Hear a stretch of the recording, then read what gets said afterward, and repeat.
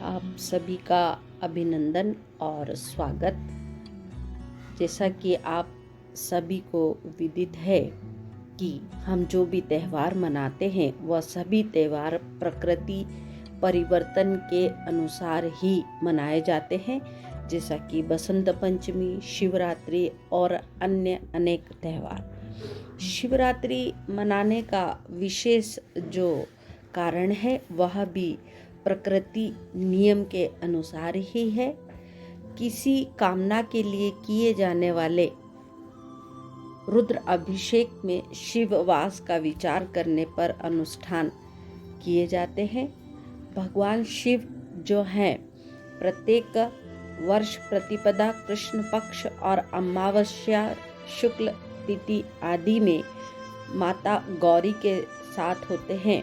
इन तिथियों में शिव का अभिषेक करने से हमें सुख और समृद्धि की प्राप्ति होती है। इसी प्रकार से शिवरात्रि मनाते हैं, जो कि अर्धनारीश्वर शिव की पूजा की जाती है, जो कि माता गौरी और शिव दोनों ही तत्वों के मिलन की वह पूजा है। शिव तत्व से जीव आत्मा प्रकृति में प्रवेश करती है और यह प्रवेश करने की तिथि शिवरात्रि होती है। इसलिए शिव जी की आराधना शिवरात्रि को की जाती है। शिवरात्रि का जो दिन है वह बहुत महत्वपूर्ण है, क्योंकि निरंकार ब्रह्म में जो आत्माएं घूम रही होती हैं, शिव जी उनको बुलाकर सदा शिव रूप में कैलाश के ऊपरी भाग में उन्हें दीक्षा देकर आगे की ओर भेजते हैं। भगवान शिव ही ऐसे हैं जो कि प्रथम गुरु और योगी हैं, जिन्होंने योग इत्यादि सभी की शिक्षाएं प्रथम रूप से सप्त योगियों को सिखाई है।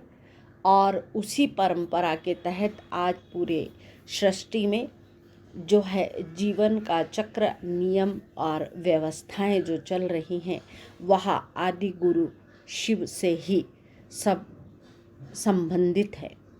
भगवान शिव की आराधना जो शिवरात्रि पर की जाती है, उस दिन जो है ऊर्जा का संचार ऊपर की ओर उठता है और उसी ऊपर की ओर उठते संचार को आगे बढ़ाने के लिए शिवरात्रि के दिन जागरण करते हुए भगवान शिव की पूजा और आराधना की जाती है। जैसा कि आप सभी को विदित है कि पृथ्वी सूर्य की परिक्रमा करती है और चंद्रमा पृथ्वी की परिक्रमा करता है, और इन ग्रह और नक्षत्रों का हमारी पूरी प्रकृति पर बहुत अधिक प्रभाव होता है, और उसी प्रकृति के रूप में मनुष्य पर भी उसका प्रभाव होता है। जैसा कि हमारी पृथ्वी पर 75% पानी है, तो उसकी गति और दिशा समुद्र पर उसका जो प्रभाव होता है, जैसा कि चंद्रमा के चक्कर लगाते हुए जब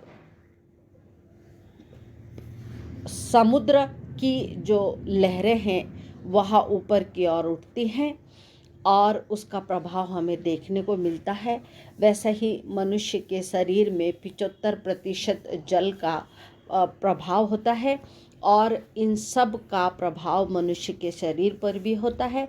तो शिवरात्रि के दिन जो है ये ऊर्जा का संचार तीव्र गति से होता है, और प्रत्येक व्यक्ति जो है वह प्रकृति से ऊर्जा प्राप्त करके अपने आगे के जीवन में प्रगति के पथ पर बढ़ता है। यही शिवरात्रि का विशेष प्रभाव और महत्व है। सभी को बहुत बहुत धन्यवाद। जय श्री कृष्णा। ओम नमः शिवाय। ओम नमः शिवाय। शिव जैसा नाम से ही प्रतीत होता है कि यह माँ गौरी और शिव दोनों का संयुक्त स्वरूप है। जैसे शिव में से छोटी ई की मात्रा अगर हटा दी जाती है तो शिव शव हो जाते हैं, और उसमें छोटी घी की मात्रा लगाई जाती है तो वह शिव हो जाते हैं।